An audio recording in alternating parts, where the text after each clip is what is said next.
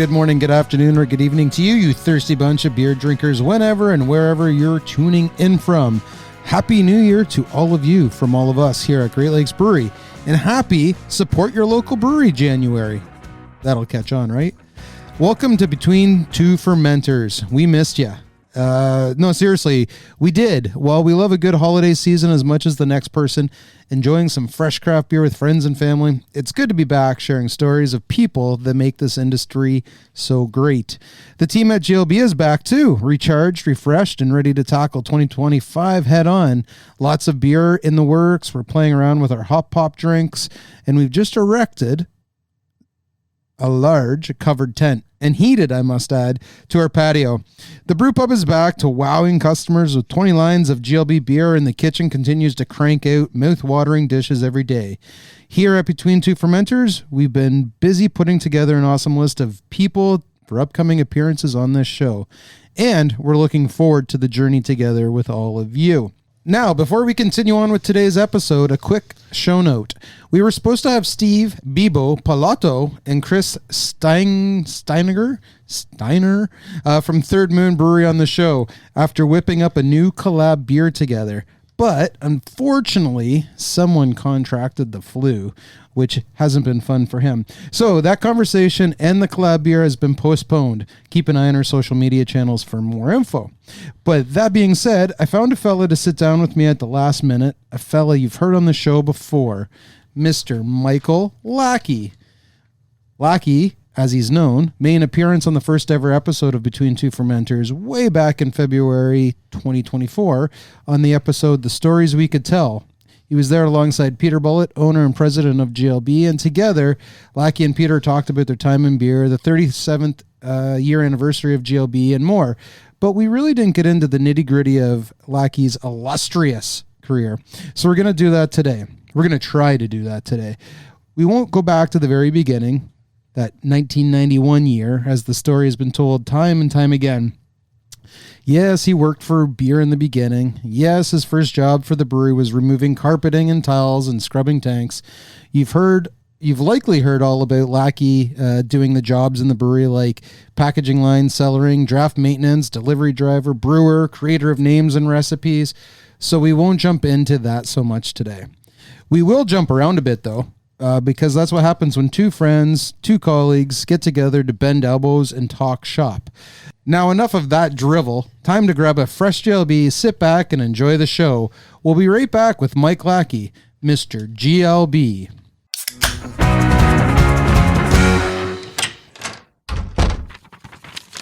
There appears to be only one line on this sheet. $50 for a case of Great Lakes Premium Lager. That's it? That's the ad? Okay. Cases of Great Lakes Premium Lager are only $50 every day of the year. Thanks for stepping in at the last minute, Lackey. You saved the bacon today. Well, I'm glad to be scraped off the bottom of the barrel. It is a great honor, Troy, that you were desperate and I happened to walk by your office and you said, hey, you could come on. And you now have the distinct honor of being the first person to make a second appearance on the show. And we have a gift for you back at the brewery.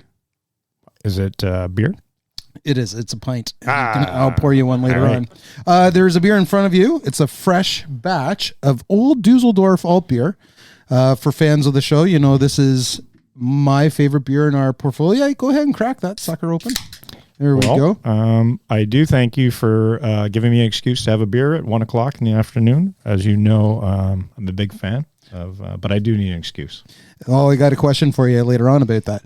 But before we get started, as you're sipping that, I noticed something different about you this morning, and it's standing out right now, not to make you self-conscious, but you have a chipped tooth there, bud, and you have a little oopsie last night? Well, about 30 years ago, playing hockey, I got hit in the mouth with a hockey puck, and it knocked my front teeth out. One got put back in my head, is still there, and the one that is chipped is a fake one. So it got a little bang last night, and it is chipped, yeah. And to make matters even better, I'm going to Mexico on Saturday, And So by the time this airs, you'll be in Mexico. So you'll be listening to it on the beach. But at any rate, I can't get it fixed in time. So I'll be on my vacation with a chipped tooth, which is wonderful. And Not so ideal. there's something about Mexico in you, eh? Didn't you, Craft Brewers Conference in San Diego years ago, didn't you get left behind in Tijuana 1 year? Well, that's another embarrassing story. Thanks for remembering. We had a day, we were at Brewers Conference in San Diego, and we went down to Tijuana for a day on the train. And we had a bunch of Corona, and I bought a big novelty sombrero, kind of lost the group, and I fell asleep on the train, went to the end in San Diego, and then all the way back to Tijuana, where I woke up to realize I was in big trouble. And it was the last train, and I took a $100 Uber, or well, it wasn't Uber, a cab or something, from the border back to San Diego. Yeah.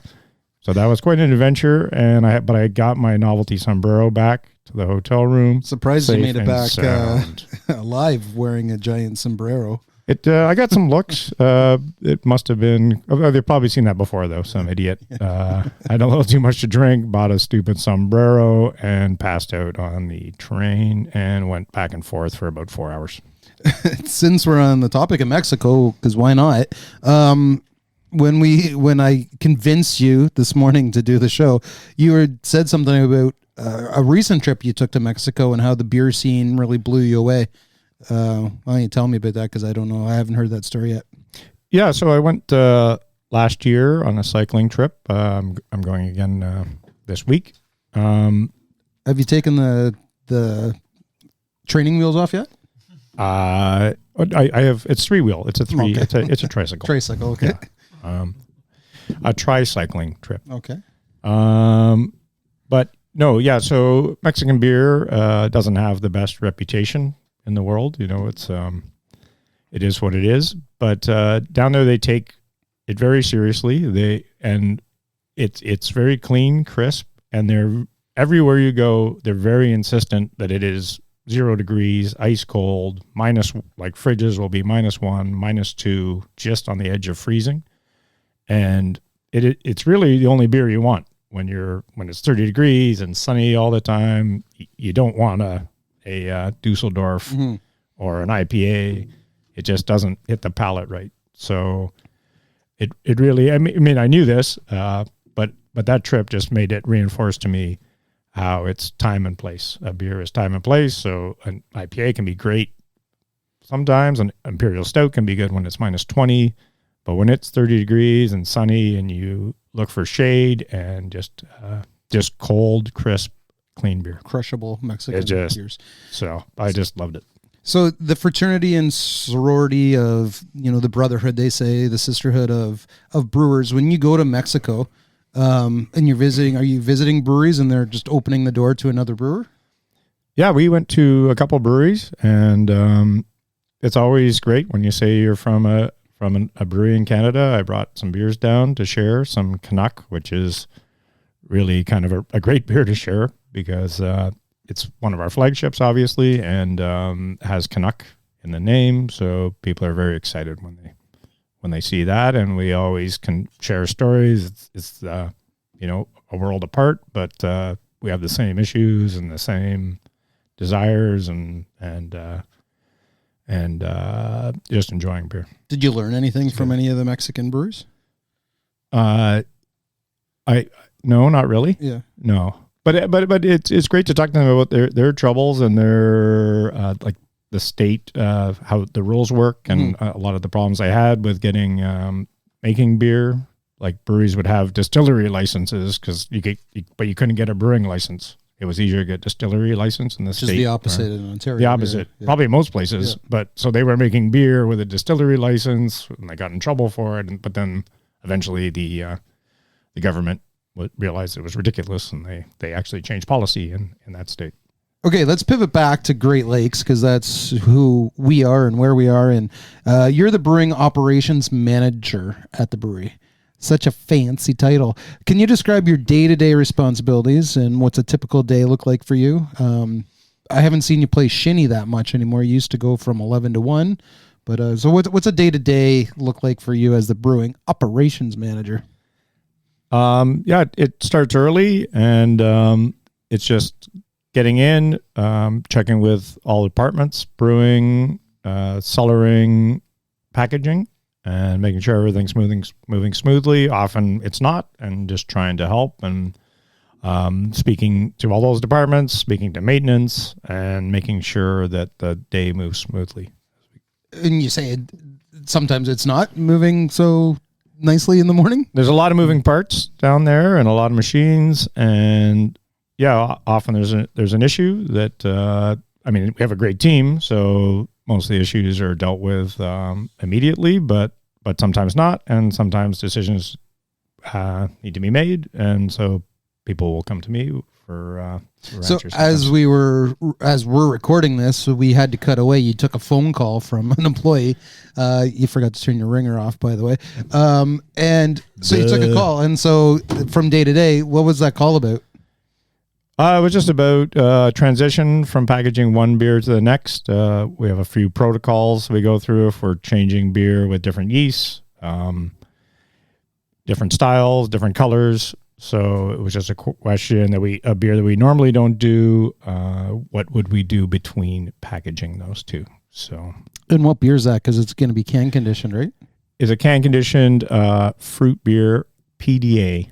Coming out on Valentine's Day, and we did octopus before, so just the procedure of cleaning the system before we moved to a Belgian style. So that's what a beer. Brewing Operations Manager does. I think a good one at that. Bad ones, I don't know what they do. They probably play shinny from 11 to 1. They probably shut down everything from 11 to 1 and go to shinny, and the good ones come back from shinny. The bad ones go to Bryden's. That's right. This is your 35th year. Is that correct? 35th year with Great Lakes? 34th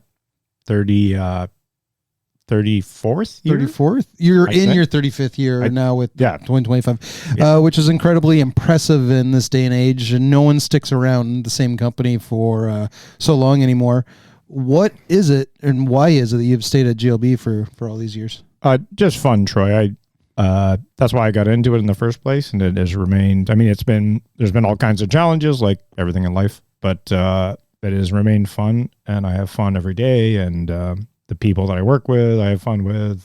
Most of them are in it for fun as well. Serious people too that are working and doing a good job, but it's a fun industry to be in. It attracts great people, and I'm happy to get up and go to work every day. Oh, that's a nice story.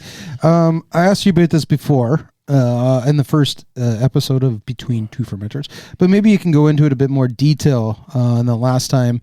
What is it about the production side of things that attracted you to that part of the business and not, say, marketing, which you've also played a significant role in your time at Great Lakes?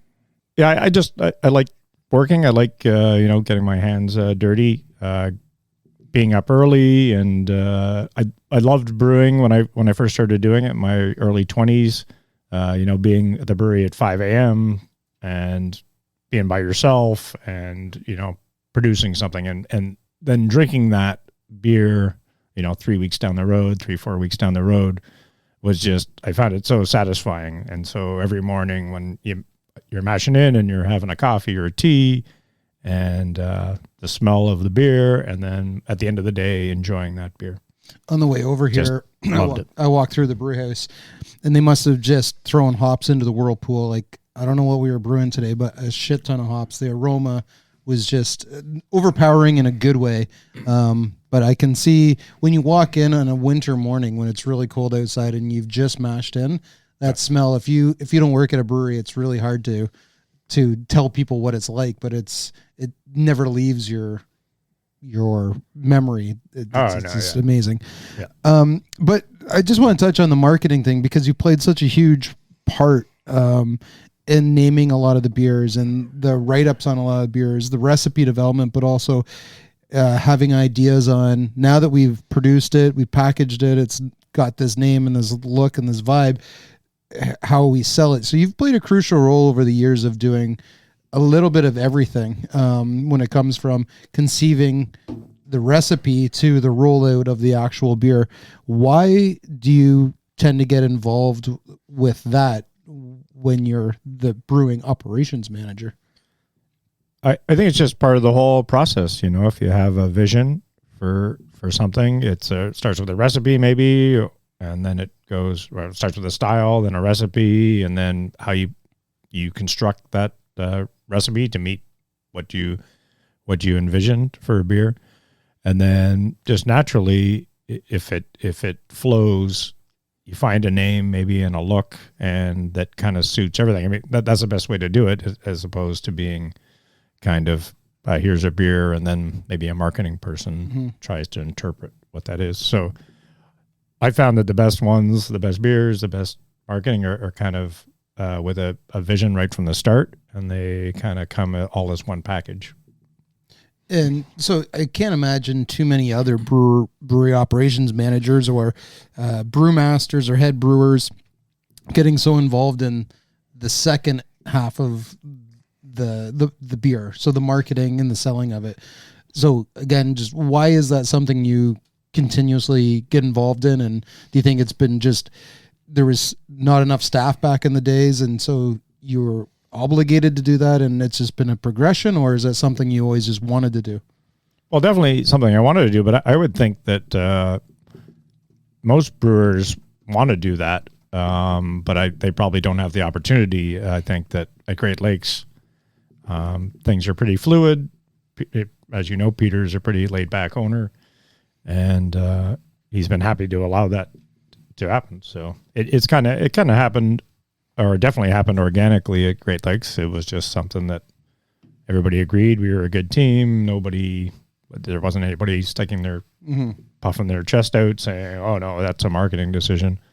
So it kind of happened like that, and everybody was happy with it, and it's worked.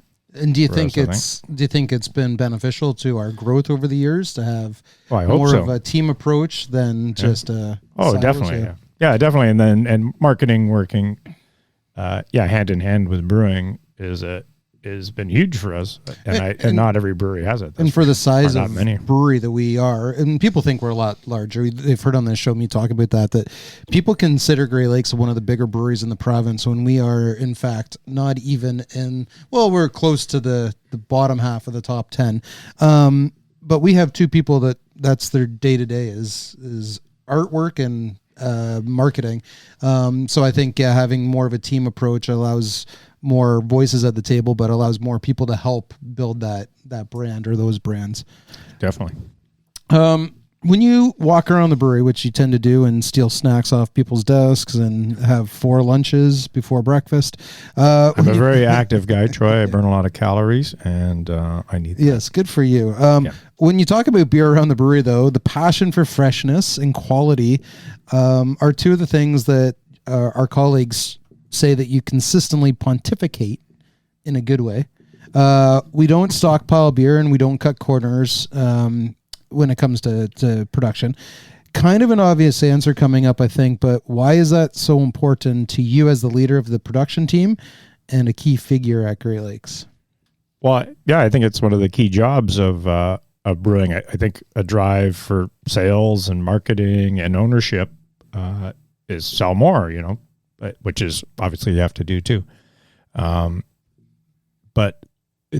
But in the big picture, it's hard to sell more if your beer starts going downhill because it's old code and it loses its freshness. So there has to be a balance there, and I think it's the job of brewers wherever they have the ability to try to rein back, trying to go too far with and not.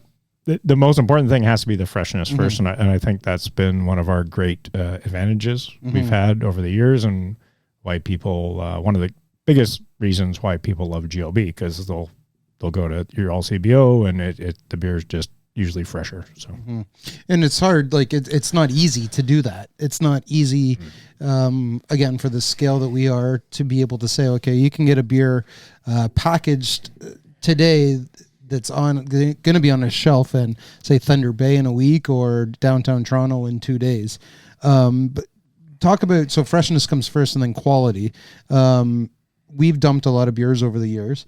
But what is Not much recently. well, I mean, we dump stuff that we wouldn't sell. That's what I'm trying to. Back in the day. Back in the day. But so freshness and quality, two of the cornerstones, keystones of who Great Lakes is. But why is it so important to you, though? So you said freshness, quality now. But yeah, one thing I would just say, one more thing about freshness is it's hard to walk the line of having fresh beer, but also not running out. So, I mean, which we used to do all the time with Canuck around Canada Day. There'd be no Canuck on store shelves for the Canada Day long weekend. We were walking the line a little too thin there, but I mean, over the years we've got better. We've got better at that, and I think that we're running out less, but we've kept it fresh. So you just get better. And then quality, I mean, yeah, it's the same thing, and it's about building the team too. Like, I mean, I can't just do that. You can't. Peter can't do that. But we've got a great lab now. Cole and Will working in the lab. Our team is very strong with Noel and Nick in the brew house, Cellar, Moses, Greg, Owen. Yeah.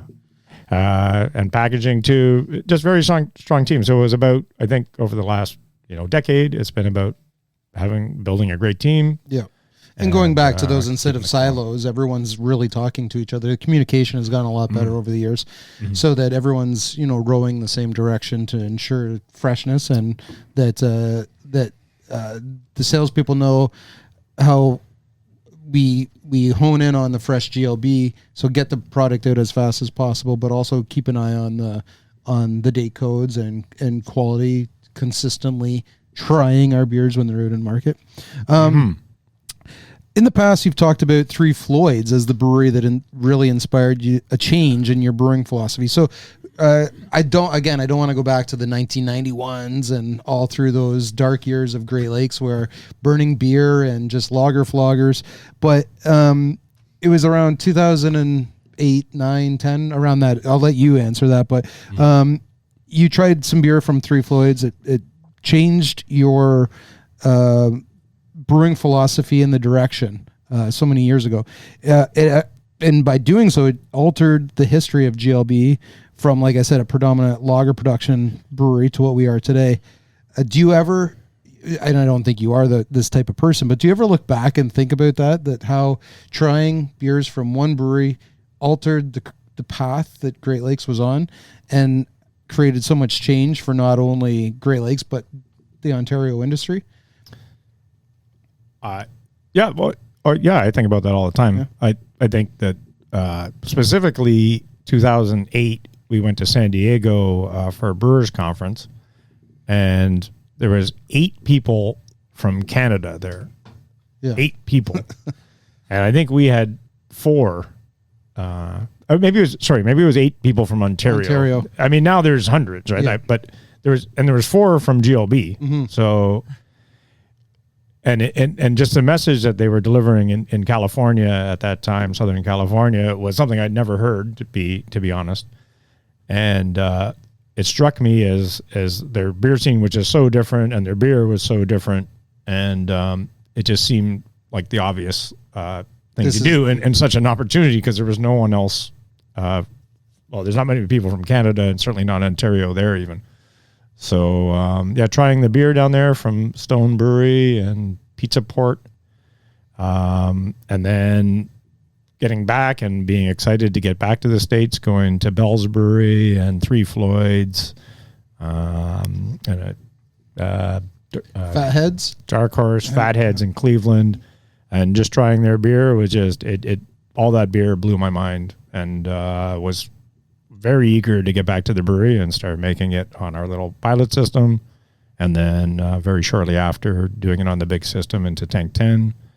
And I think obviously it was a very exciting time to be part of that, and it changed the brewery, and it changed my life for sure. It became my life. Now again, you're not this guy, humbly, but it changed the Ontario industry. I'm going to say that Great Lakes was at the forefront of a lot of the bigger pale ales, IPAs, the American styles, the West Coast, dry hopping, secondary.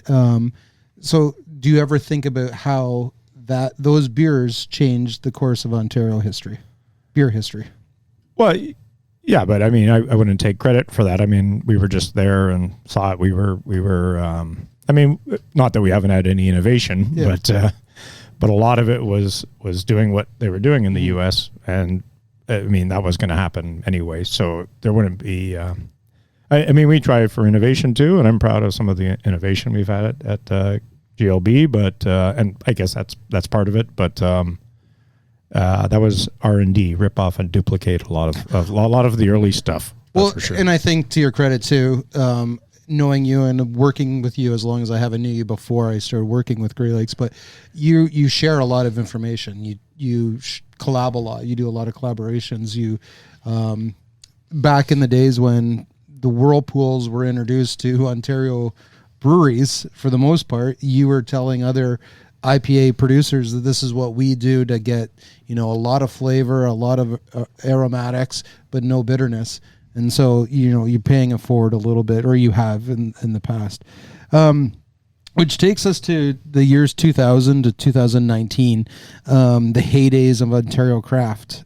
In my opinion, it was a period of significant growth for us at Great Lakes. 2010 to 2019. Yeah. And were the years that so many brands that we know today and love today were first introduced. Tell me what it was like for you during that time. I was just, I had nose to the grindstone. I was maybe a bit OCD even with making beer, and I was definitely burning the candle at both ends too. I would be in, at 6 a.m. and then there'd be beer events at Barvolo or so I'd be out till 11 o'clock. It was a lot easier. Well, when I say it was a lot easier back then to go to everything because it wasn't like it was today. Like, it wasn't easy all over the time, but at the same time, it wasn't easy to do it all while you're working during the day. Yeah, it was. Yeah, it was hard on the body, but I was just passionate about it, and it was great to make the beer, then drink the beer, then talk to the great people in the industry who were, on a similar path. So it was, I would say, 2012, 10 to 16, something was a very, really exciting time and just kind of flew by, I guess. But so tell people that are listening to this that might not have experienced those years. They were just getting into beer a little bit after that. What were those years actually like? So they were exciting. There are new beers coming out, events all the time, both ends of the candle, but just maybe paint a picture of what it was like for you during that time. Brewing on the 70-liter pilot system for 12 hours a day and then doing what you said, going to an event. But the growth at Great Lakes, how did you help with that growth? Because there was a lot of moving pieces during those years.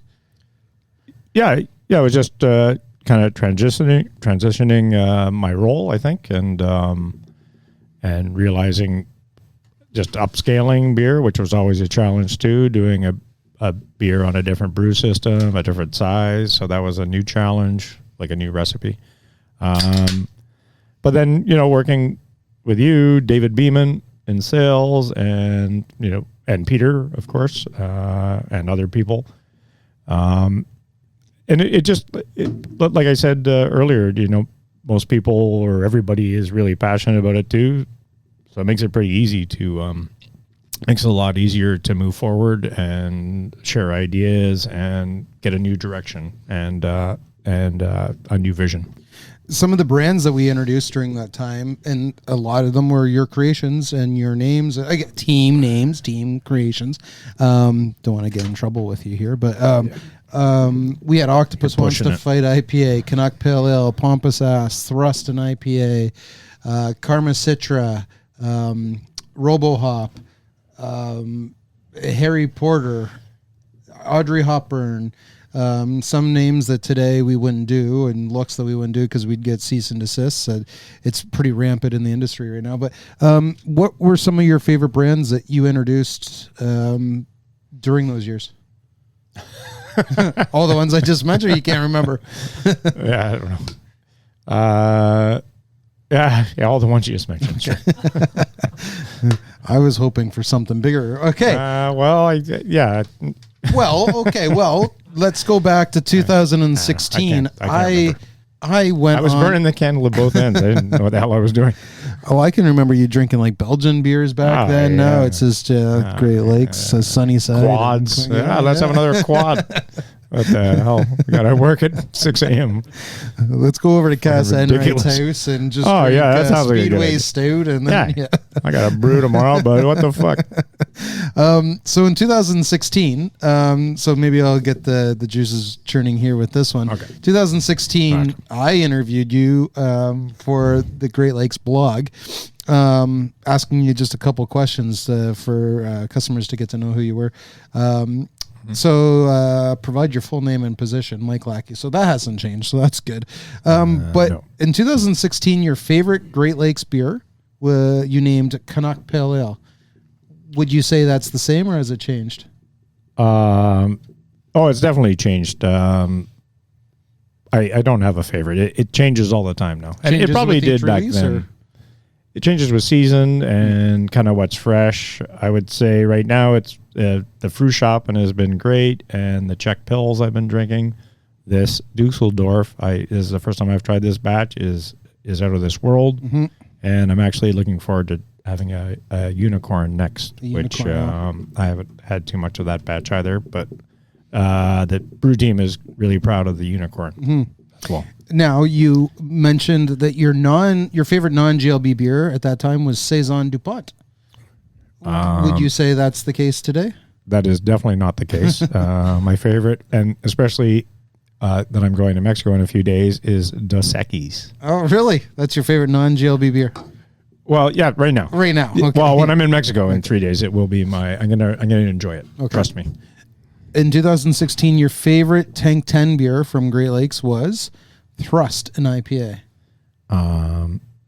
Okay. Now it's going to be difficult because we have so many different ones. Yeah, I'm not coming sure off what Tank 10 is, but we didn't even have 7 Barrel back then, so. Tank 10. I'm not sure. I really enjoyed. So we just did a batch of our Sunnyside lager. That's Tank 10. It's not a lager. It's not. No, Sunnyside Session is what I meant. And that's tasting really good anyway. So and it's not Tank 10 or a lager. That's correct. No, it's Tank 10. Sunnyside is a Tank 10 brand. It was? It is. Originally? It still is? Okay. Back then. Well, Sunnyside is the answer. Yes. What is the best part of working in the beer industry? This is a controversial answer. No, it's not. You wrote all the checks. That's what I said? Yeah. Still the same? Yeah, sure. All right. We'll say it's the same. Which craft beer bar would you recommend to a friend? You mentioned Barvolo, Bryden's on Bloor, and Indy Ale House. Those are great in Toronto. I also love the Woolly and In Guelph, yep. The Woolly in Guelph and Coles in Buffalo, which I rode my bike to this summer, which was really exciting. You had to get that little humble brag in. Yes. See, I'll brag about it. It was really easy to. And where Lake Effect was inspired while you were there. Right. You're forgetting one here, the Only Cafe. So I'm going to put that in for you. Oh, the Only Cafe. Yeah. Great answer. You're correct. What do you do when you're not doing beer stuff? So this is 2016 when you're doing both ends of the candle, as you say, burning both ends of the candle. Yeah. You wrote beekeeping, solving international mysteries, and telling stories. Is the same correct today? That sounds like I was drunk at the time. That's an absurd answer. No, I just try to stay fit now. All that burning the candle at both ends. The doctor got upset with it. So started cycling and running. And so that's what I'm doing. And the band artist you were listening to in 2016 was Cyndi Lauper. Is that the same? Also, seems like okay. A drinking thing. Now it's Taylor Swift. Okay. Almost exclusively. Oh my gosh. Yeah, that's right. Okay, let's get back to some real beer stuff here. So since then, though, since that time, how has your role evolved and how has the brewery changed? So let's post 2019. the heydays of beer, those 9 big years, 10 years. We were the fastest growing segment of the manufacturing industry in all of Ontario. Not Great Lakes, but the craft brewing industry. COVID hits. How is the brewery and how has your role evolved during that time? So you're not brewing anymore, like 12 hours a day and then going out. How has it evolved? It just going to maintaining quality, really focusing on that. And freshness has been more of a challenge, especially with the changing landscape of where we're selling beer, the retail market, the fast changing, fast market, changing. very fast changing. So, I mean, that is something that doesn't really involve me, but it does. So I mean, just trying to have the vision, like see where we're going, where the consumers are going, I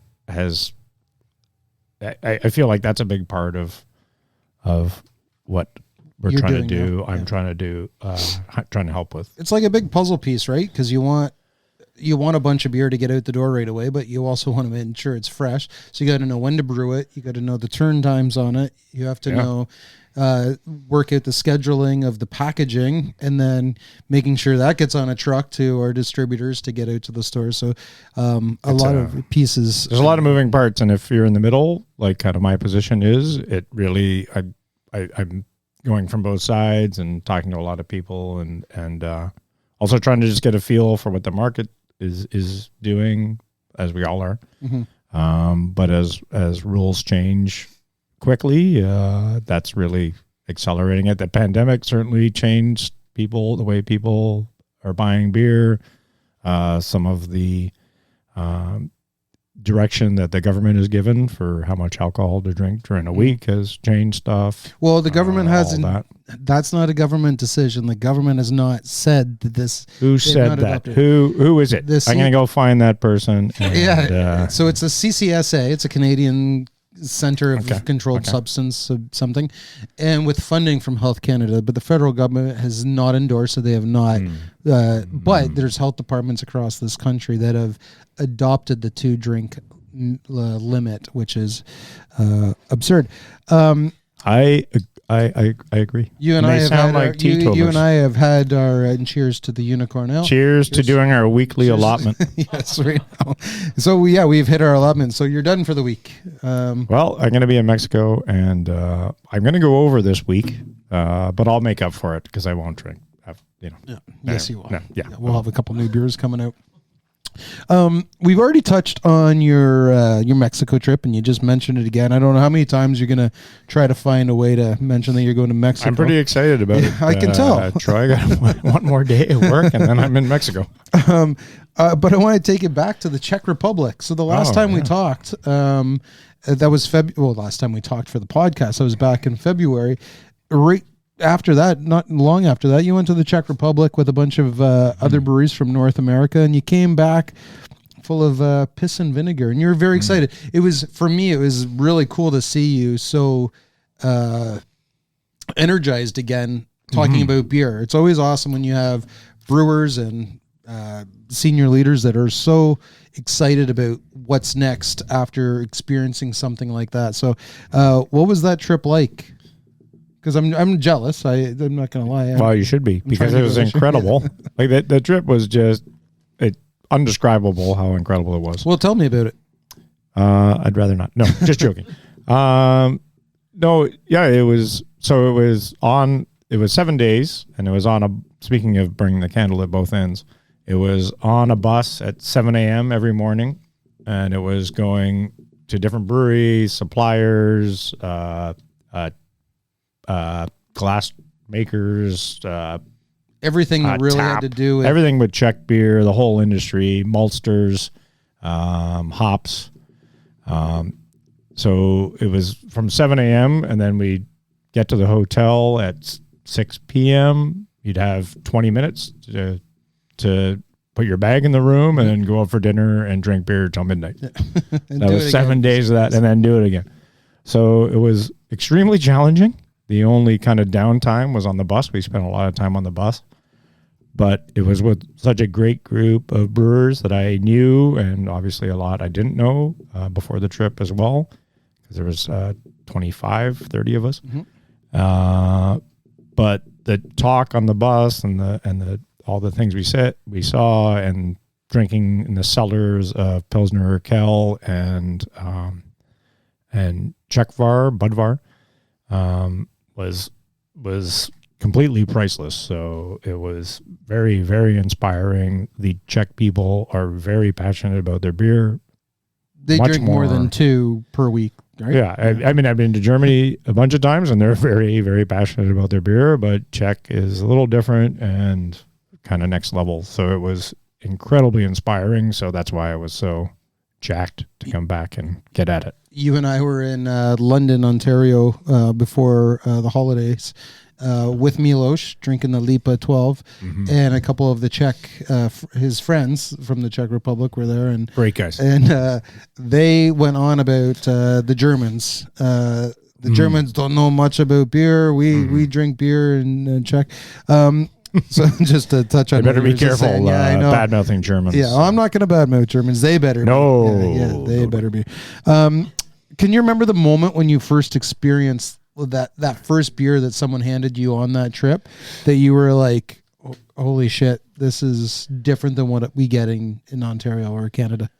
So I had a bit of a problem on that trip with the beer. The culture is amazing, but they in Czech beer, diacetyl is present in the lager, and much of Czech beer, and it's considered acceptable or even part of the style. And I have a very big aversion to diacetyl. We would have it in the brewery back in the 90s, but we haven't for a long time. And I can remember the couple Canucks back in the day. Yeah.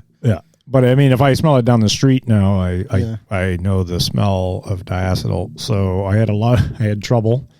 I would say it was on about the third day we got to, I'm not even going to remember the name of the brewery. Oh, Bernard Brewery. Okay. And we had dinner there, and their beer was diacetyl free and really fantastic. And I mean, all the beer is served like beautifully in nice mugs, very, very clean mugs. And even if it has diacetyl, it's just the presentation is immaculate, which is great everywhere. But that Bernard Brewery, I was very excited to get a beer that didn't have diacetyl, and was fantastic beer too. So you and I have talked about this before, but that experience really shaped a lot of breweries here in Ontario, because it's an annual thing. Mm-hmm. We talked.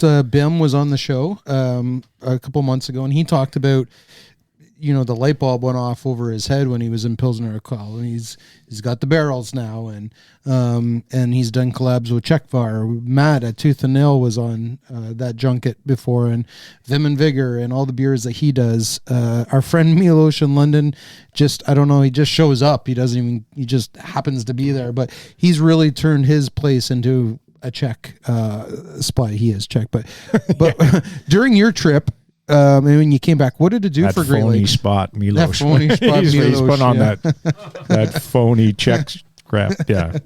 But no, you came back, and what did that trip do for us as a company? That trip, like a lot of trips you go on, that one especially was just it reinvigorates. It really is a different. You go to the United States as much as you want, and there's a lot of inspiration there too. The damn shaker pint, though. Well, that's the worst. They have the worst glass. Yeah. But they have great glassware in Czech, and they're very passionate about the brewer and the bar, the server, the bartender are partners. Like it's got to go right to the glass. Right from when you crush the first grain to putting it on the table, there's a whole partnership there, and they're as an industry they're tight, and they really live and breathe the Czech culture of beer, and the country believes in it, and they drink double the next country. Yeah. It's quite something. Like, there's a lot of drunk people around, like all the time. but they're really happy and they live it, and their beer is beautiful. Like, it really is beautiful, and it's not. It's so, after going on the trip, it's very easy to understand how BIM was so inspired and changed his whole So your beers, Three Floyds and Bells and Fatheads back in the day, really shifted the way Great Lakes was. BIM goes to Czech and he has the beers, and Godspeed becomes, I don't want to say Godspeed 2.0, but he changes the way he wants to operate. But what did it do for Great Lakes? So you came back and you created a beer, or the team created a beer. We have Lucre taps now. Which I bought at the Lucre factory. Okay, well, don't tell me about it. Tell everyone. I am telling you. I'm talking in the fucking microphone. So what did it do for Great Lakes? You came back, and what did it... Well, you just said what it did. We made a beer, and I brought Lucre taps back in my luggage, and they were very curious about it at the airport. They're like, "What the hell is this?" I had it on my carry-on. I almost didn't get on with the Lucre taps because they look like, bonk someone over the head. What is a Lucre tap? It's a beer faucet for draft beer, and it you've probably seen them, most listeners, I would imagine. It has a fancy look to it. It pulls from the side, not from the top. At least the ones we have, and it's meant to foam up the beer more. So the Czech style of pouring is to have 3 fingers of head on the beer. They have a very strict regimen when it comes to glass beer cleaning, brewing, and pouring. So you brought some of that back, is what I'm trying to get out of you. You brought this back. I brought it back to Great Lakes. I brought it back to Great Lakes. You brought it back to Great Lakes. And we've instituted it at the brewery, and I think it's a nice part of our portfolio. And the Czech lager that we have does quite well. And it seems to. It's a refinement every time you guys are brewing it. Or one thing I would say about the Czech lager, like, God bless BIM, because he's brought. If we did a Czech lager, 5 years ago, we were like, what the hell is this? And I don't think it would have sold, but he's really, I mean, not only has he changed his brewery, he's changed, he's educated. Helped. He's educated on Ontario. Czech beers, like that. The beer really moves at Great Lakes, and it would not have done that before BIM kind of. Now, German Pilsner on the other side, Great Lakes has been pretty much there since before COVID. With our partnership with Rittmeyer, and the training you and some of the other brewers have done with Rittmeyer and the going over to Germany. Our German program is pretty spectacular. Would you not say? It is. It's a real challenge to make German Pilsner, German lager, but we've been excited to tackle it for basically the last 4 years. Just I think every batch of our Frühschaben and Absacker is better than the last. Yeah. So I mean that's a team. That's Nick and Matt and Mo. We talk about it all the time, and we get feedback from. We're lucky that we have customers. some Germans that come in. And we have Germans that come in and say this is crap, or I haven't heard them say that. No, but it's got really great, and it's a great sense of pride. So it's nice to keep going and finding new styles, and then making it a project and making it a passion. So let's move over to the industry. I want to get your thoughts because I know you follow it a bit, but as someone who's been around for so long, the industry's hurting. You know this.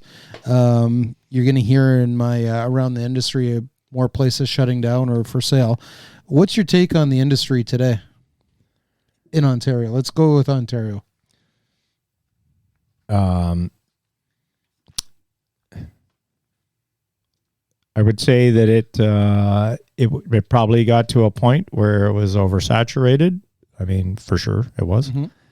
And the same thing happened in the U.S. early 90s. Kind of a lot of people got involved who maybe didn't have the passion, certainly of Matt Tweedy or a BIM, Luc Lafontaine or Ian McCustra at Amsterdam got involved. And then, if you don't have that passion, it's not that easy to make, to make good beer, market good beer. So there was some oversaturation, and then consumers try beer that's not inspired, I would say.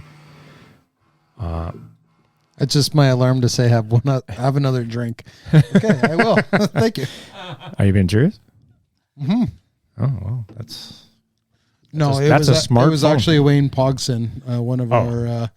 Yeah. Oh, okay. Well, that's important. You better take that. No.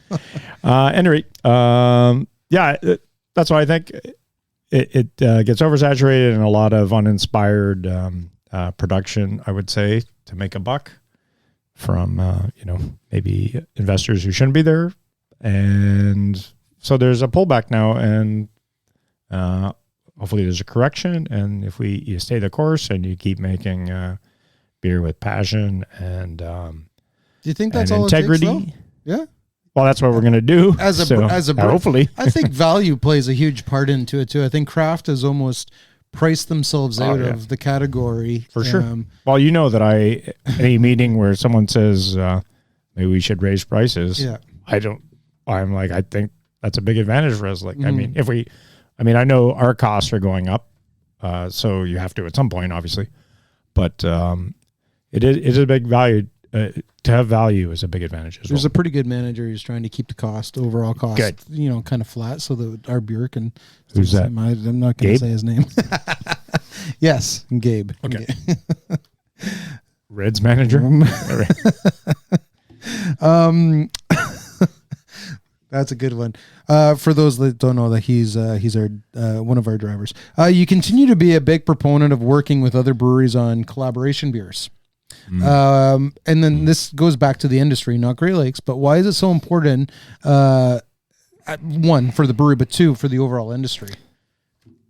Well, we've talked about this. It's just sharing ideas and getting inspired, and I mean, everybody has different experiences, and you may get stuck in a lane a little bit, and then you do a collab. Like I was looking very much forward to having a collab with Third Moon guys. We haven't seen them in a year or something, and they're great guys, and they have a different perspective on the industry, but they're also very forthright, and so am I. So we always have great conversations, and I'm sure, I go away inspired and with more knowledge, and I hope they do the same. And across the industry, that just, what does that do when we continuously do that with other breweries? It raises the raising tide floats all boats, something like that. Raising one pint. Raising pint floats all pints. Sure. I don't know. At any rate, just sharing knowledge is with like-minded people is with different perspectives is going to make everybody stronger. Now, this is a hard one to answer, and you're probably going to plead the fifth, but what's been your most memorable collab beer over the years? Oh boy. There's been a lot. While you're thinking, I'll talk while you think. Okay. I'm just going to give you some I'll push you a little bit. Amsterdam. Okay. Maverick and Goza. Life Sentence. Life Sentence. I'm going to say Life Sentence. That's your answer? Life Sentence. And that was Ian McCustra's idea to get an entire bale of hops from Yakima on one of his first trips out there and put it in a beer. And he was nice enough it was his idea completely. I wasn't even with him. And he said, why don't we do that? Well, he won't even come on the podcast without you either. Yeah, so. Well, it was very nice of him to share that really good idea. And it's pretty memorable. It's a lot of work. And Bad Blake, who's now at Tailgunner Brewery in Calgary, he had to clean the whirlpool out. That was one of his early jobs as a cellarman. And I think it took him better part of a Saturday after we left the scene. So we've done, it will be interesting. We should do it to write down, to document all the collabs we've done over the years with who and what kind of beers that we've done. But the Life Sentence, that's one of the number one questions we get through email, social media is, are you ever going to do Life Sentence again? So maybe this time you dangle the olive branch out to McCustra and see if you can. Maybe we can get that going again next fall. We can get a fresh bale from Yakima. ending our 2025 question, or with a 2025 question here before we get into some rapid fire. What do you think 2025 has in store for us? At Great Lakes, we're calling it the year of the Octo. Mm-hmm. What do you think 2025 looks like for Great Lakes and the industry? I think for Great Lakes, it looks like that we're going to be making more on a bigger scale, making more of our core brands, less of our Tank 10. Seasonals, yeah. Seasonals, Tank 10. You'll continue to find interesting stuff and seasonals at the brewery, but LCBO-wise and wider distribution, just because of the changing landscape of what consumers are looking for and what where our we focus can on beer. freshness And our focus on freshness. I think core brands will be our focus. We made an effort a couple years ago, if you'll recall, coming out of COVID, that we'd focus on core. Mm-hmm. And it's been a very successful, I wouldn't say gamble, but sales continue to rise year over year with our core brands. Yeah, and I think that'll just continue much more so, though, with the changing rules and stuff. So I think we'll be there. Industry-wide would be similar, but I'm not too sure. But I think one thing I would... more consolidation, mergers...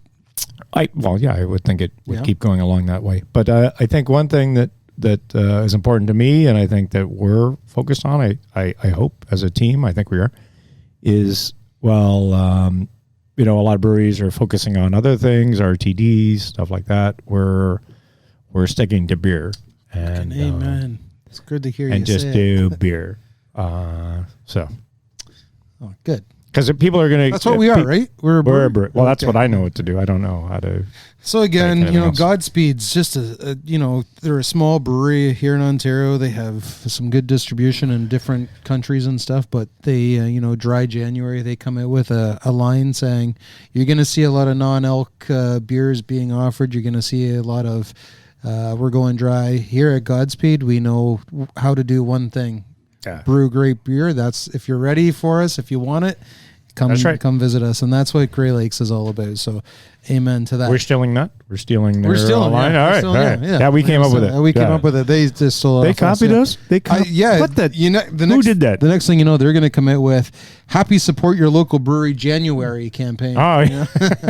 Let's get that to stick. Or Ontario's local brewery or something. Yeah, they can't do that. They sell in Japan. Do we have a TM? Yeah, but they could just... they could just say it if they wanted to. We're going to go to a quick break and come back with some rapid-fire questions with Mike Lackey, Mr. GLB.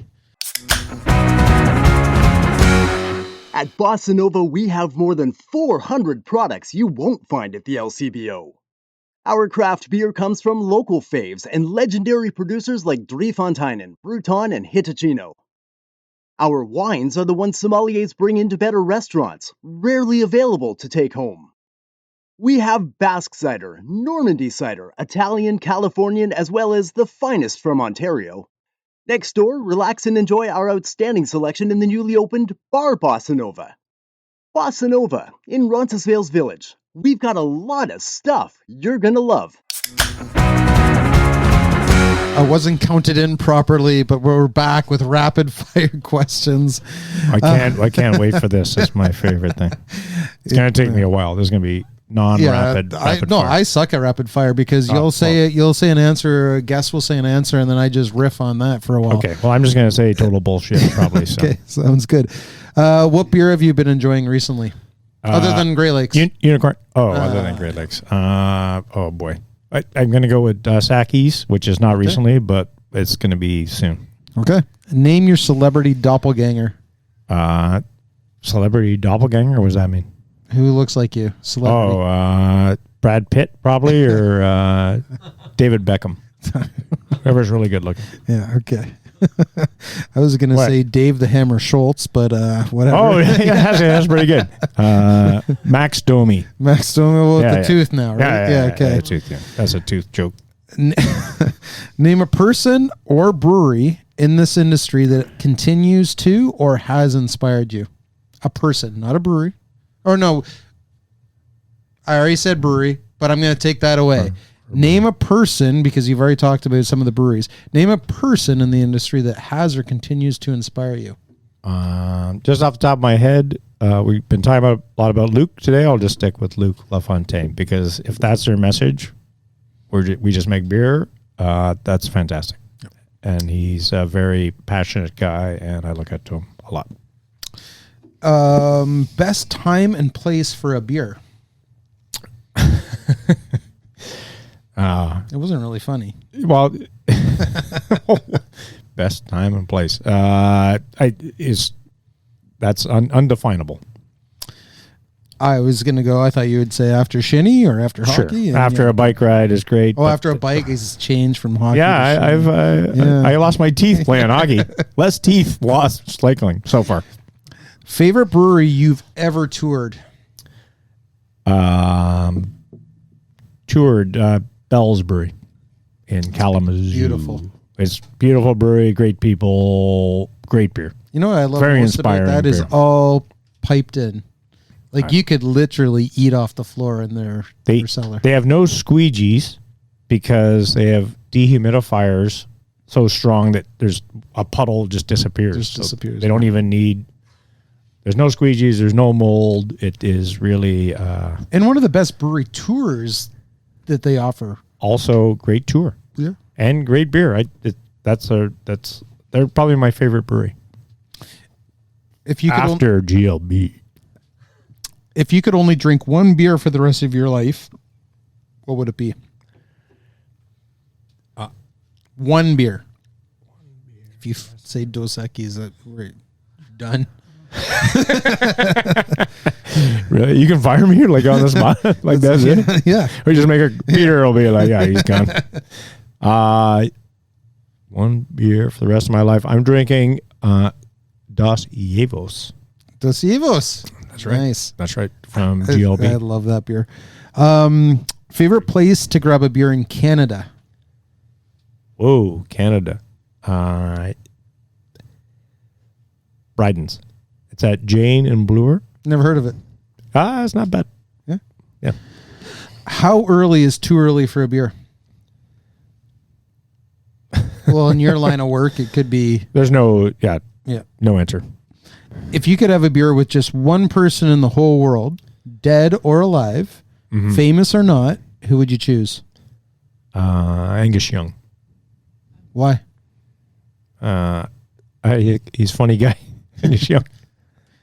Do you listen to AC/DC when you... I don't. You know what? I don't anymore, but I grew up listening to them, and I've seen them like 10 times in concert, and that guy's...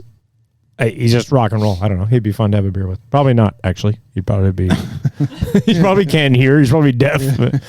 But whatever. I'll stick with Angus Young. Okay. When you're on a beer trip with the team, what makes a better blanket? A blanket? Or a window? What the? Or a drape? Why? Like, I've been made fun enough in this interview.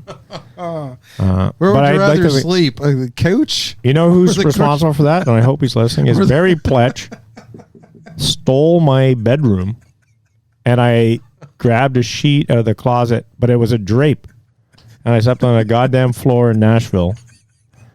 And Barry Pletch enjoyed my bed. I was going to say, would you rather a couch, sleeping on a couch, or taking the cushions off and sleeping on the floor? Floor with a freaking drape. We were staying at the Heathman. Do you remember that? And you passed it on the chair at the couch. Yeah. I can fall asleep easily when I've had a few beers. I'll sleep for hours too. It's actually crazy. I've slept under. But then you're the first person up. And you're ate for coffee for everyone, which is great. I've slept under tables at like packed German like bars, like at Oktoberfest. I've slept under the table for like 5 hours. No problem. No problem. That was Can't a good wake laugh. me up. Okay. Last rapid fire question. Best hangover cure? Another beer is as a way. But I mean, I don't get hangover.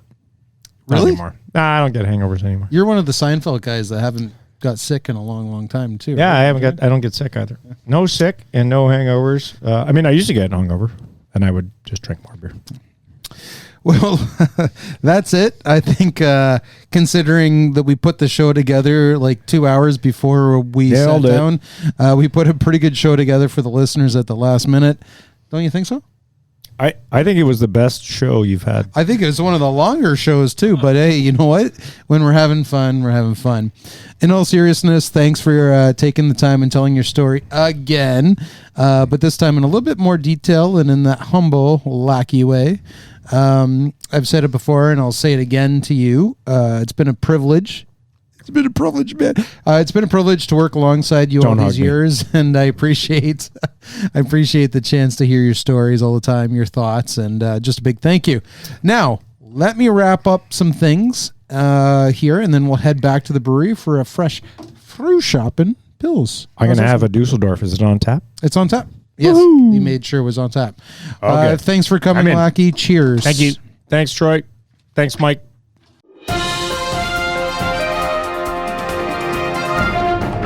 Around the industry. Hate to start the new year off with some bleak news and this around the industry update. Black Bellows Brewing Company is apparently for sale. A recent real estate listing went live for the Collingwood business, and they're looking for around $4 million bucks. So if you're in the market to own a brewery with a tap room, 35 hectoliter system, there you go. Check that out online. Also north of the Big Smoke, up in Barrie, Ontario, the Wheeled Bottle Shop has announced its impending closure. In a heartfelt post to Instagram, Evan McDonald shared the news that January 26th will be their last day, while thanking customers and breweries for all the support along their 3-year journey. It was considered to be one of the best bottle shops in all of Ontario. Here in Toronto, another closure to announce, as news broke recently about the Craft Brasserie in Liberty Village. They're shutting their doors on January 17th, with the last pour taking place whenever they decide to close up at night. The 9-year-old bar with 120 taps just made an announcement recently, and that's a huge blow to a lot of the craft brewers in this province, because it was one spot that they could get their beer on tap. In good news, time to mark your calendars for Saturday, February 15th, as the GLB Brew Pub will be hosting a country cookout. Live country music, barbecued food, drink specials, and more. It's going to be a Troy Birch hoedown. I'm trying to get as many people from Brecken to come up that, and so we might even erect a garage to have some garage beers outside. Throwing this piece of USA news in just for Lackey. We never do US news, but we have 2 pieces here. This one's for Lackey, though. Good news for Oregon. I'm quoting. Also good news for everyone who lives within the Chuckanut brewery distribution footprint. The award-winning lager-focused brewery recently installed a new canning line at its brewery in Burlington, Washington, and that will facilitate broader distribution of its beers. The expansion will see cans of Chuckanut Brewery beers enter the Oregon market starting immediately. They're going statewide. Okay, one last piece. Oh, boy. Yeah, that was just for you. That's So- a great Pilsner if you're out in the Pacific Northwest. And every time you guys go there, Amazing you beer. never bring it back, which is unfortunately because you drink it while you're there. But That's correct. okay, one last piece of news from the U.S. Jimmy Carter, the 39th president of the USA, died recently. Carter played a role in growing the craft beer scene back in the late 70s and early 80s when he made homebrewing legal in 1978. A lot of people don't know that before that you could not brew legally in your home in the U.S. What happened then was it spawned a new wave of interest that led to more and more people opening up breweries. Here's a pretty cool fact in the USA. There was approximately 80 breweries operating around all the states when he signed the Homebrew Act into law. Today, there's just shy of 10,000. So Jimmy Carter, we'll raise a glass to you.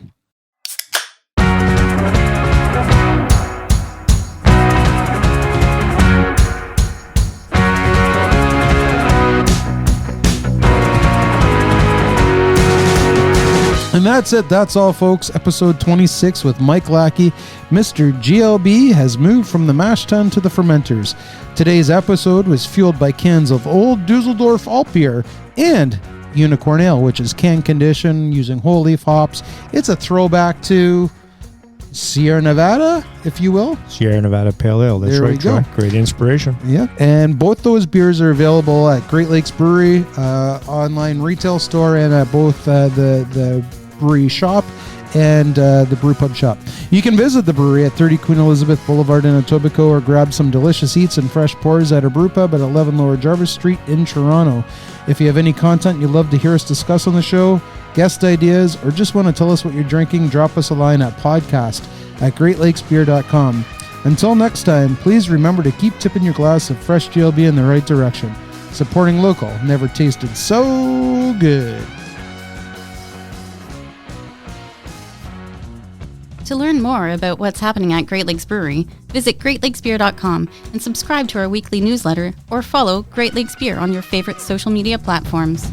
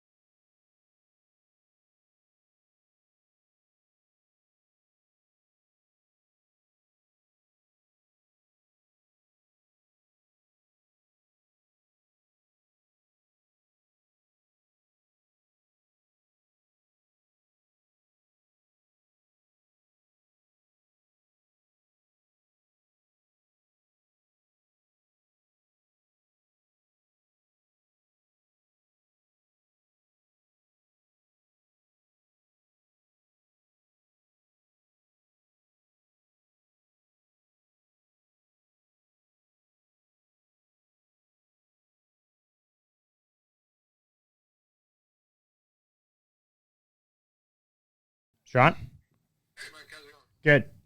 Good.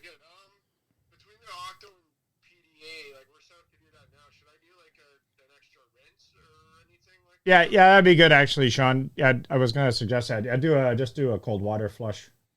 Okay, so just one cold water flush and Yeah. just go from the beginning again. Okay. Yeah, that should be good. Yeah. All right, cool. Yeah, thanks. Yeah, okay, cool.